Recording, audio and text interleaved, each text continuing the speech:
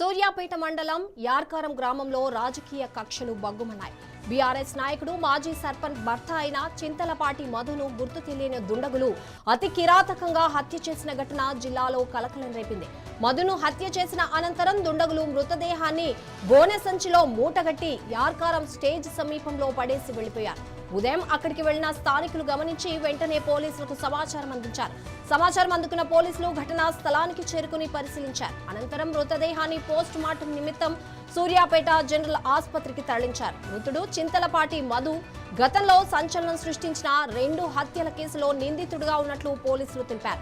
ఇదిలా ఉండగా రాజకీయ పాత కక్షలతోనే తన భర్తను హత్య చేశారని మృతుడి భార్య ఆరోపిస్తుంది. ఈ ఘటనతో గ్రామంలో ఉద్రిక్త పరిస్థితులు నెలకొనడంతో పోలీసులు భారీ బందోబస్తు ఏర్పాటు చేశారు. ఎలాంటి అవాంఛనీయ ఘటనలు జరగకుండా అప్రమత్తంగా వ్యవహరిస్తున్నారు. పోలీస్ కేసు నమోదు చేసి దర్యాప్తు చేపట్టగా హత్యకు పాల్పడిన దుండగుల కోసం గాలింపు చర్యలు కొనసాగిస్తున్నారు.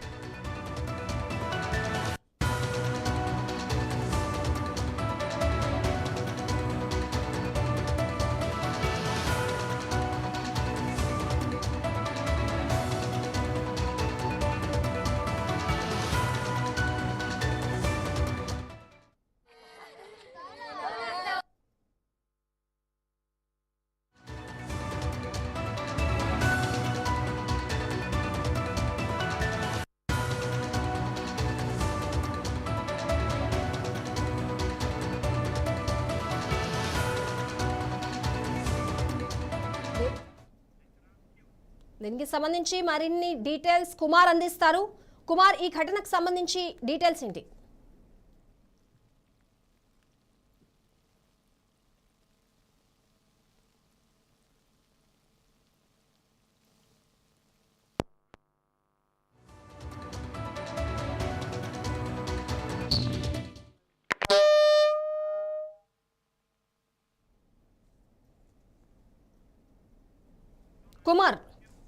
కుమార్, చింతలపాటి మధును గుర్తు తెలియని దుండగులు అతి కిరాతకంగా హత్య చేశారు. దీని గురించి మరింత సమాచారం ఏంటి?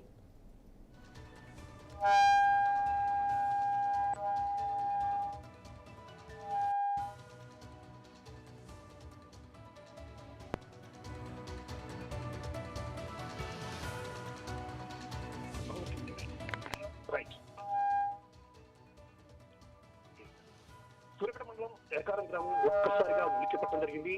ఆ గ్రామానికి సంబంధించి మాజీ సర్పంచ్ మౌనిక భర్త బీఆర్ఎస్ పార్టీ ప్రముఖ నాయకుడిగా ఉన్నటువంటి చింతలపాటి మధు దారుణ హత్యకు గురికావడంతో మాత్రం గ్రామంలో మాత్రం ఒక భయాందోళనమైనటువంటి వాతావరణం నెలకొందని చెప్పవచ్చు.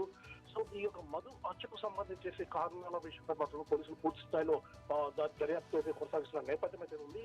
గత 6 సంవత్సరాల వ్యవధిలో ఈ యొక్క యార్కారం గ్రామంలో 3 దారుణమైనటువంటి హత్యలు చోటు చేసుకున్న నేపథ్యం అయితే ఉంది. 2020 సంవత్సరంలో ఆ గ్రామ సర్పంచ్గా ఉన్నటువంటి గుంటెత్తు వెంకన్న దారుణ చెప్పుకోవడము, ఆ తర్వాత విజయ్ రవీందర్ కూడా దారుణ చెప్పుకునేటువంటి నేపథ్యం అయితే ఉంది. ఈ రోజు కూడా టీఆర్ఎస్ పార్టీ నాయకుడుగా ఉన్నటువంటి చింతలపాటి మధు కూడా దారుణ గురికావడంతో మాత్రం గ్రామంలో ఇంకా మరిన్ని రాజకీయ హత్యలు జరుగుతాయన్న భయంలో మాత్రం గ్రామస్తులు మాత్రం గురవుతున్నటువంటి నేపథ్యం అయితే ఉందని చెప్పవచ్చు.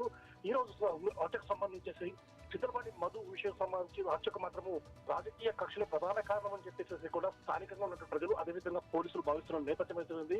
గతంలో జరిగినటువంటి మిద్దర్ రవీందర్ హత్య కేసులో చింతలపాటి మధు ఆ యొక్క కూడా నిందితుడిగా ఉన్నటువంటి పరిస్థితి ఉందని చెప్పవచ్చు. సో ఆ విధమైనటువంటి కోణంలో అంటే చింతలపాటి మధుకు హత్యకు సంబంధించి మిద్దర్ రవీందర్ అంచెలు ఈ ఘాతకానికి పాల్పడ్డారా అన్న కోణంలో కూడా పోలీసులు అయితే దర్యాప్తు చేస్తున్న నేపథ్యం అయితే కనబడుతున్న పరిస్థితి ఉంది. అయితే ఈ విధంగా వరుసగా యార్కారం గ్రామంలో మాత్రము ఈ రాజకీయ హత్యలు మాత్రము తీవ్రమైనటువంటి భయాందోళన వాతావరణాన్ని మాత్రము గ్రామాన్ని మాత్రము నింపుతుందని చెప్పవచ్చు. సో ఇదే విషయానికి సంబంధించి మాత్రం గ్రామస్తులు మాత్రం ఒకే రకమైనటువంటి ఆవేదనకు ఒకే విషయాన్ని మాత్రం డబ్బులు తీసుకుంటున్నారు. ఎందుకంటే 6 సంవత్సరాల వ్యవధిలోనే ఈ విధంగా 3 హత్యలు జరగడం వల్ల తమ గ్రామంలో ఇంకా మరే ఇతరమైనటువంటి రాజకీయాలు జరుగుతాయా అన్న ఒక విషయాన్ని మాత్రం వాళ్ళు వెలుపుస్తున్న నేపథ్యం అయిపోయింది. సో ఈ విధమైనటువంటి రాజకీయ హత్యలకు మాత్రం పులి స్టాప్ ఖచ్చితంగా పెట్టాల్సిన బాధ్యత మాత్రం ఉందని చెప్పేసి చెప్పేసి కూడా గ్రామస్తులు డిమాండ్ చేస్తున్న నేపథ్యం అవుతుంది. ఇదే విషయానికి సంబంధించేసి చింతలపాటి మధు ఈ యొక్క హత్యకు సంబంధించేసి నిన్న మొత్తం కూడా అతను సూర్యాపేట క్యాంప్ ఆఫీస్ లో ఒక పంచాయతీ నిమిత్తం వెళ్ళాడని చెప్పేసి కూడా